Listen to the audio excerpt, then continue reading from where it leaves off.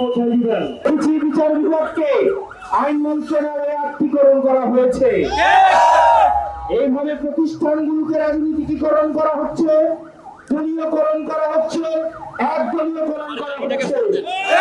আমরা দেখেছি বিশ্ববিদ্যালয়গুলোকে এখন দখল করা হচ্ছে, যেখানে প্রার্থীদের মধ্যে প্রথম, দ্বিতীয়, তৃতীয় জনকে নেওয়া হয় না, 18তম জনকে নেওয়া হয় শুধুমাত্র দলীয় বিবেচনায়। আমাদের অন্তর্ভুক্তিমূলক বাংলাদেশ নির্মাণের জন্য আমরা চাই তরুণ সমাজের নেতৃত্ব।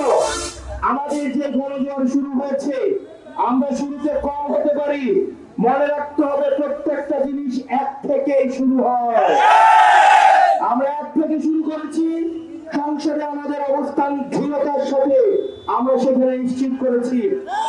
আমরা বিশ্বাস করি আমরা পরবর্তী নির্বাচনে আমরা মানুষের সমর্থন নিয়ে মানুষের অঙ্গীকারগুলোকে, মানুষের চাওয়াগুলোকে, প্রয়োজনগুলোকে রাজনৈতিক কর্মসূচির মধ্য দিয়ে অবশ্যই আমরা পূরণ করব। সেজন্য আমরা আপনাদের সহায়তা প্রয়োজন। আপনারা যারা আছেন, আপনারা প্রত্যেকটা ওয়ার্ডে ওয়ার্ডে, প্রত্যেকটা ঘরে ঘরে আপনারা এনসিপির দাওয়াত পৌঁছে দিবেন।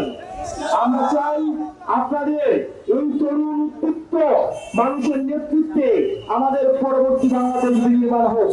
আপনাদের অধিকার আদায়ের জন্য আমরা আপনাদের লড়াই করে যাব ইনশাআল্লাহ।